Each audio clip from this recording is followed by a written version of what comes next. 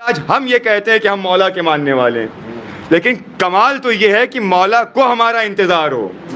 بھائی کمال کی بات یہ ہے کہ علی کو خود ہمارا انتظار ہو۔ دیکھیے مولا کے صحابی جن کا نام میثم، کون میثم؟ کہ جنہوں نے اپنی زبان کٹا دی لیکن ذکر ولایت نہیں چھوڑا۔ بھائی میثم نے پیغام دیا کہ ان کی محبت میں زبان کٹ جائے لیکن ذکر علی ختم نہ ہو۔ میثم کوئی بہت بڑے امیر نہیں تھے، کھجور کی چھوٹی سی دکان تھی میثم کی کوفے میں، اور مولا حاکم ہے کوفہ کے۔ اب مولا تلاش کر رہے ہیں کس کو؟ میثم کو۔ دیکھیے میثم کی تلاش مولا کو ہے، مولا تلاش کر رہے ہیں میثم کو، پوچھ رہے ہیں کوفے والوں سے کیا میثم کو کہیں دیکھا ہے؟ کہا مولا میثم کی چھوٹی سی دکان ہے، وہیں میثم ہوئیں گے، جائیے وہیں دیکھ لیجیے۔ اب مولا آئے میثم کے پاس۔ اب مولا نے جیسے ہی میثم کو دیکھا کہ شدت گرمی کی وجہ سے میثم کے چہرے پہ پسینہ نمودار ہو گیا۔ بھائی متوجہ رہیے، انشاءاللہ لطف آئے گا۔ میثم کے چہرے پہ پسینہ نمودار ہو گیا۔ اب دیکھیے علی نے جیسے ہی دیکھا کہا میثم جاؤ گھر چلے جاؤ اور جا کے آرام کرو، دھوپ بہت شدت کی ہے۔ اب جیسے ہی میثم نے یہ سنا کہا مولا اللہ کے چہرے کو دھوپ میں چھوڑ کے چلا جاؤں، اللہ کے چہرے کو دھوپ میں چھوڑ کے چلا جاؤں؟ کہا میثم تمہارے امام کا حکم ہے، گھر چلے جاؤ۔ بھائی جیسے ہی امام کا حکم سنا، دیکھیے عاشق کیسے ہوتے ہیں، امام کا حکم سنا میثم دوڑتے ہوئے گھر کی طرف بڑھے، ایک قدم رکھا گھر کے اندر، حکم پورا ہوا، واپس لوٹے۔ اب جب میثم واپس آئے تو میثم نے عجیب منظر دیکھا۔ دیکھا دکان کے باہر ایک سائل کھڑا ہے اور جتنی کھجوریں بھی دکان پہ ہیں وہ ساری اس سائل کی جھولی میں علی ڈال لیں۔ اب میثم نے جیسے ہی دیکھا وہ کھڑے ہو کے مسکرانے لگے۔ میثم کا چہرہ دیکھ کے علی بھی مسکرا رہے ہیں۔ مولا نے پوچھا ہے میثم تمہارے مسکرانے کی وجہ کیا ہے؟ کہا مولا دو وجہ سے مسکرا رہا ہوں۔ کہا کیا وجہ ہے؟ کہا پہلی وجہ تو یہ ہے کہ ہمیں اس بات کا اطمینان ہو گیا کہ ہماری دکان اتنی پاک ہے کائنات کا مولا بیٹھا ہے۔ کہا مولا آپ جلدی تخت و تاج پہ نہیں بیٹھتے، آپ ہماری دکان پہ بیٹھیں۔ کہا میثم دوسری وجہ کیا ہے؟ کہا دوسری وجہ یہ ہے کہ ہم نے دیکھا اللہ کا چہرہ مسکرا رہا ہے تو میں بھی دیکھ کے مسکرانے لگا۔ اب میثم نے پوری ہمت اکٹھا کی اور ہمت اکٹھا کرنے کے بعد مولا سے پوچھا کیا ہے مولا آپ کیوں مسکرا رہے ہیں، آپ کے مسکرانے کا سبب کیا ہے؟ تو مولا نے جواب دیا کہ اے میثم میں یہ سوچ کے مسکرا رہا ہوں کہ تمہارے ذہن میں یہ خیال نہ آ جائے کہ اگر چند دن مولا دکان پہ ایسے ہی بیٹھ گئے تو ہماری دکان تو چل چکی۔ اب میثم نے جیسے ہی جملہ سنا کہا کہ مولا ان بے اوقات کھجوروں کی کیا حیثیت ہے، مولا ان بے اوقات کھجوروں کی کیا حیثیت ہے؟ ارے میرے بچے آپ کی نالین پہ قربان ہو جائیں، میرے بچے آپ کی نالین پہ قربان ہو جائیں۔ مولا نے کہا میری نالین میں ایسا کیا ہے؟ کہا کہ مولا ایک دن آپ اپنی نالین سل رہے تھے، ابن عباس سے آپ نے پوچھا کہ میری نالین کی قیمت کیا ہے؟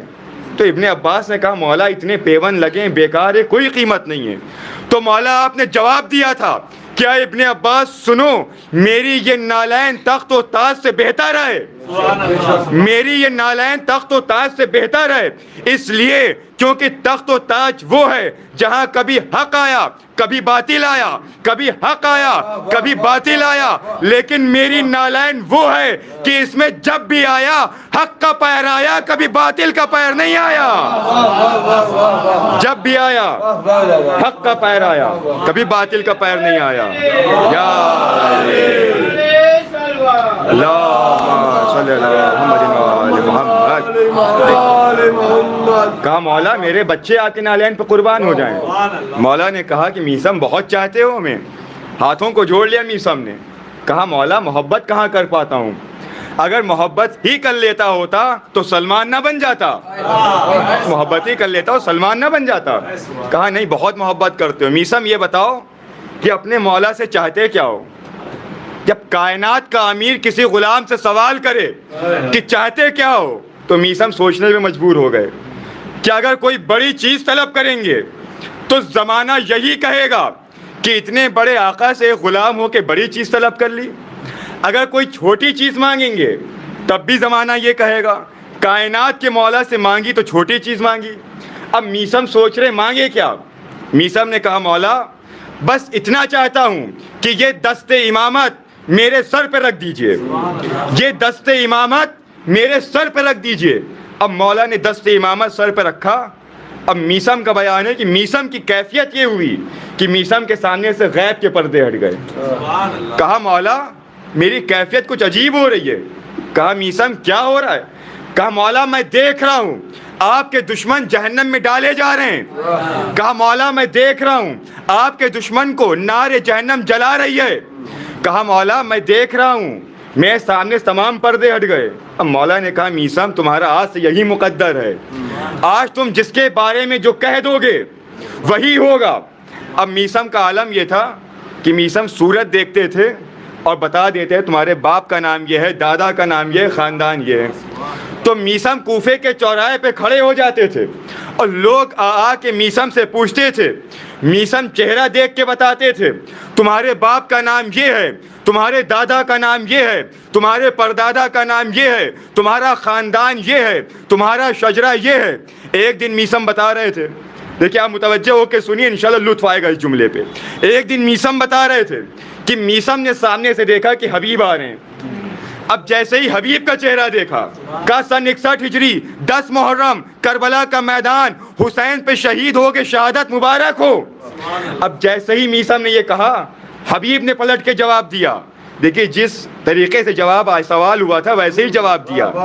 حبیب نے میثم کے چہرے کو دیکھا, ایک جملہ کہا کہ اے میثم حجاج کا دربار, کھجور کا درخت, عشق علی میں سولی مبارک ہو. اب جیسے ہی میثم نے سنا میثم اپنا علم بھول گئے. کہا حبیب آپ کو یہ علم کہاں سے ملا؟ حبیب نے کہا میثم یہ بتاؤ کہ تمہیں کہاں سے ملا؟ کہا نہیں حبیب پہلے آپ بتائیے آپ کو کہاں سے ملا. حبیب نے کہا کہ بس فرق اتنا ہے کہ تجھے باپ نے عطا کیا, مجھے بیٹے نے عطا کیا. تجھے باپ نے عطا کیا, ہمیں بیٹے نے عطا کیا. حبیب نے پوچھا میثم سے کہ بتائیے آپ کو کتنے دن میں یہ علم عطا ہوا؟ کہا کہ زمانہ گزر گیا, سال گزر گئے, مولا کی جوتی سیدھی کرتا رہا تو آج یہ علم دیا. اب میثم نے پوچھا کہ حبیب آپ کو کتنے دن میں علم ملا؟ حبیب نے پلٹ کے جواب دیا میثم کو, کیا ہے میثم بڑا وقت لگا دیا یہ علم لینے میں. کہا آپ کو کتنے دن میں ملا؟ کہا بس 2 دن حسین کی جوتیوں کی خاک اپنے سر پہ ڈال لی تھی تو یہ علم مجھے میسر ہو گیا. بھائی عظمت آل محمد پہ صلوات پڑھتے ہیں, پر محمد